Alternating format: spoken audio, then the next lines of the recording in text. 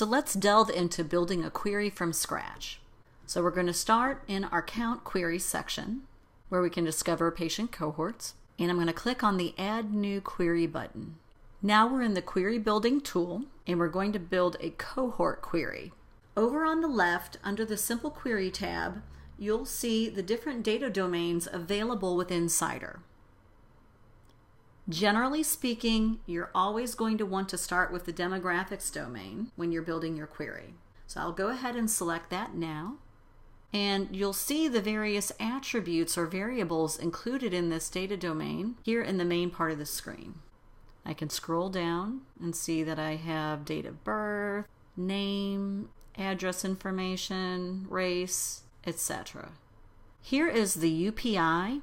Again, the UPI is also known as the EMPI or the MPI, and it's basically the Master Patient Index. It's the ID that ties together a patient across all of the 13 different hospital systems, should they go to more than one hospital for treatment.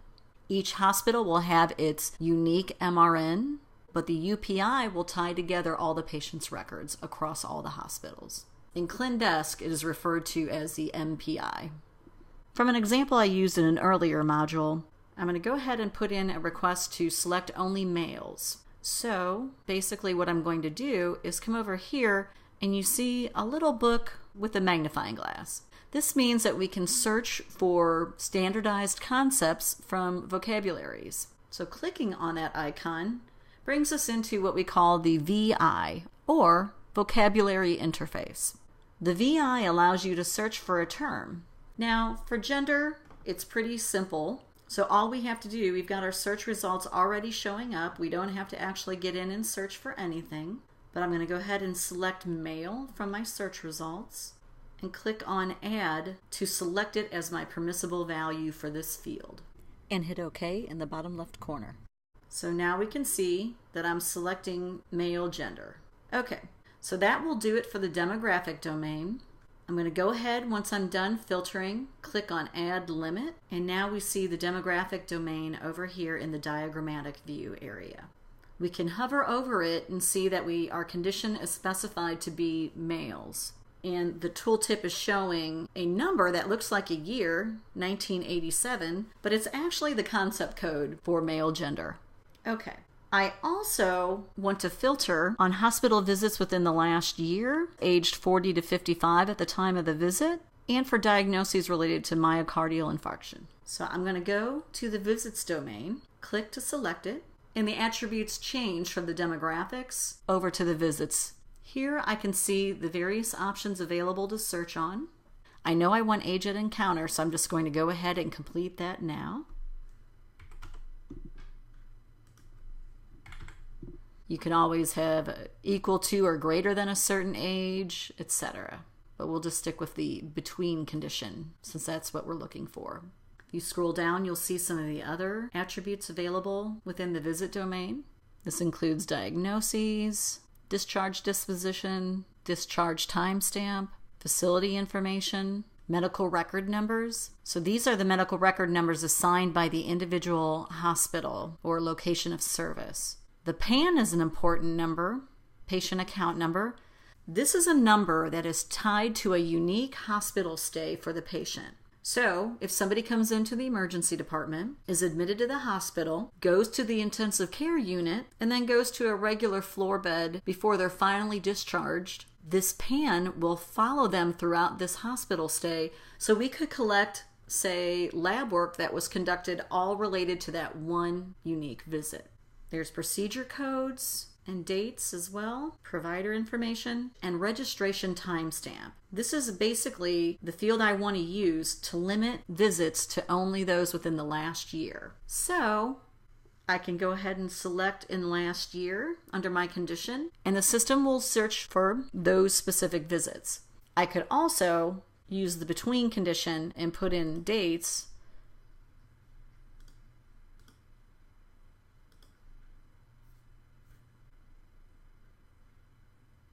in this manner. Visits is one of the data domains that has what's called mandatory predicates. Basically, to keep queries from pulling too much data, typically unintentionally, there are certain restrictions in place. You have to limit the number of visits you will find, say by registration timestamp is one of the mandatory predicates that could be used on this data domain to help restrict the data to basically prevent users from querying way too much data. All right, so I've got the registration timestamp within a year's time period. I have the age of the patients limited to between 40 and 55 years. And now I want to search on diagnosis.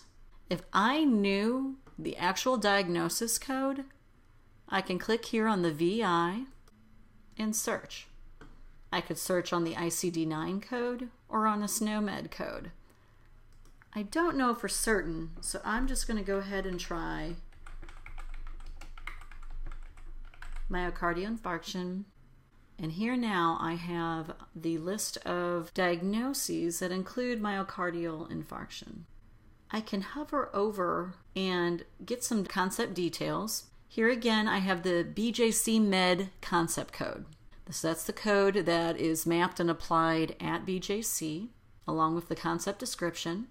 The approximate number of occurrences isn't accurately mapped, so please disregard this.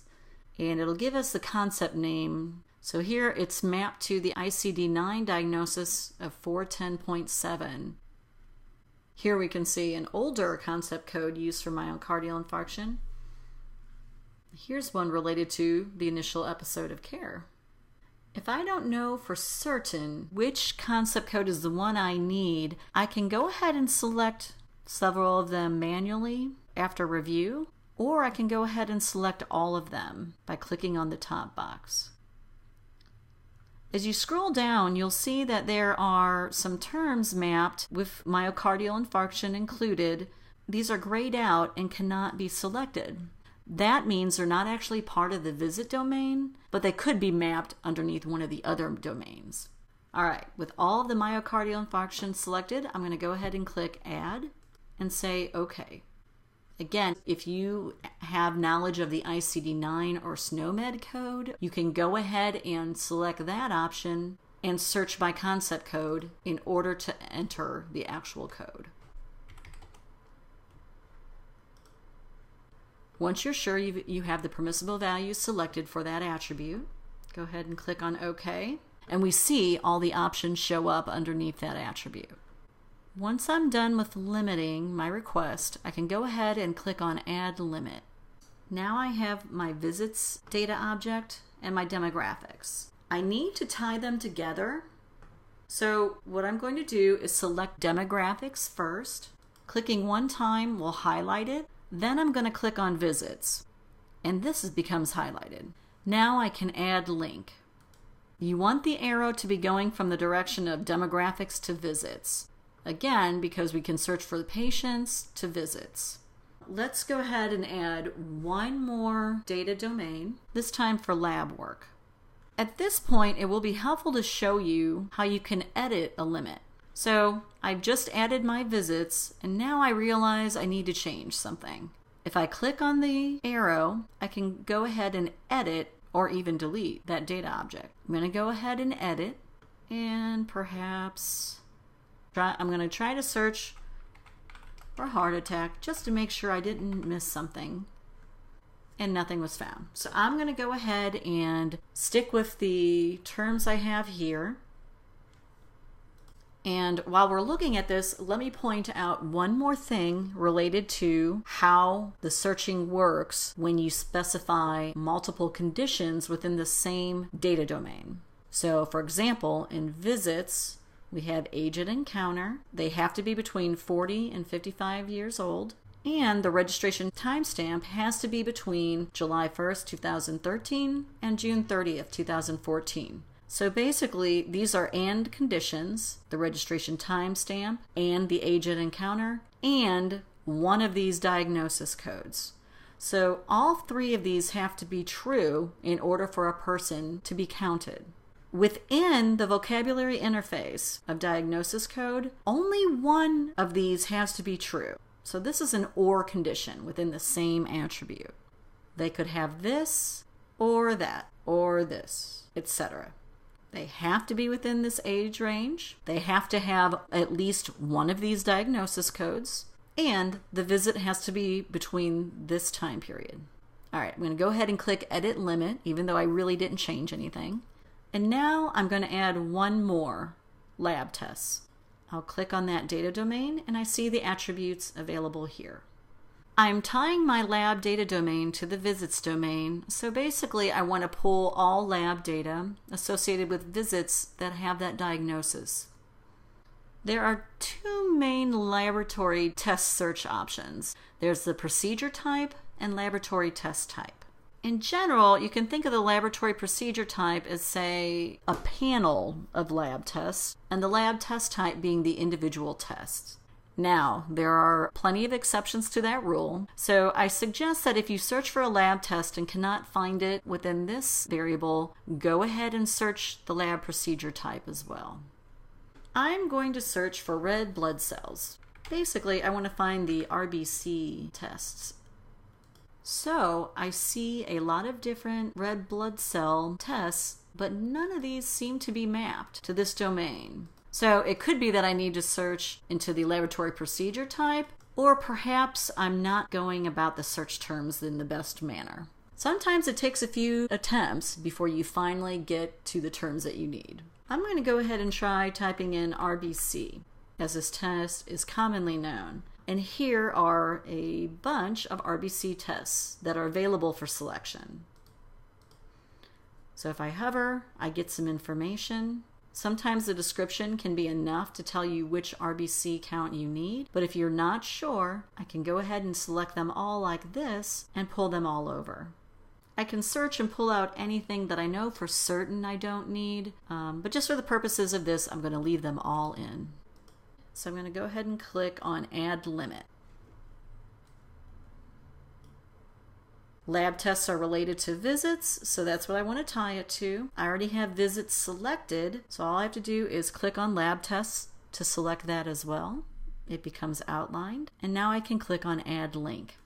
This is as complicated as I typically would make a query. If you're querying for these basic data elements and perhaps you also want to query on a term in a document, you can consider adding another visits domain and documents off of that, each tied to demographics. But I would recommend ending this query right here and running it as you have it, and then creating a second query that looks at documents, and then you can merge the results of those queries however needed. Okay.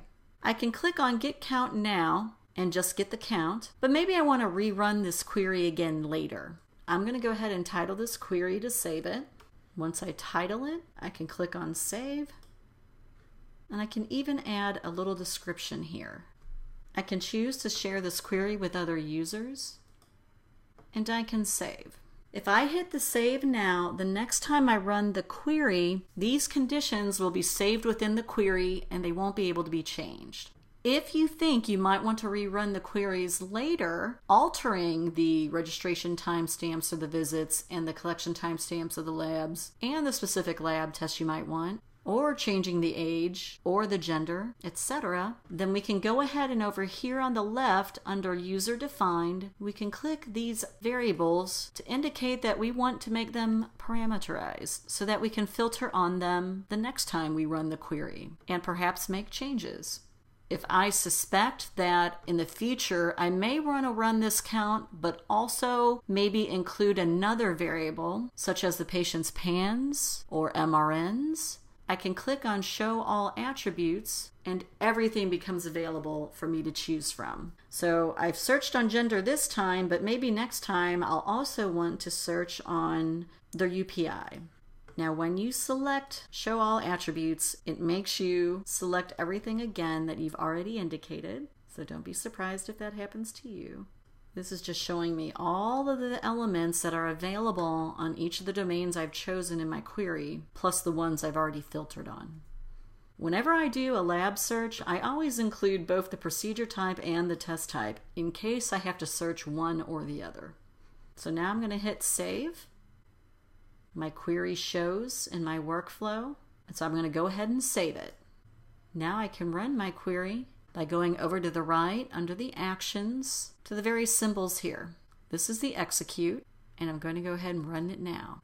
These are the variables that we decided to filter on. I'm going to leave them as is, but I could alter our choices if I wanted to. And I'm going to say get count.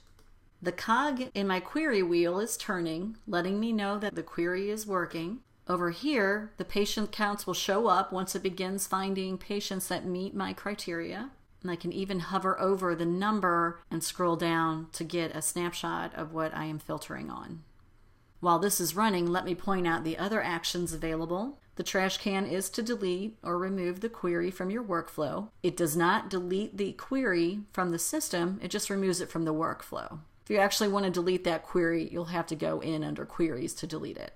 This double document symbol allows you to create a copy of a query that you can then alter and leave the original query intact. So we can see that there's a count of about 549 patients based on all the criteria I specified, and our cogwheel has changed to a check mark, indicating that the query is done.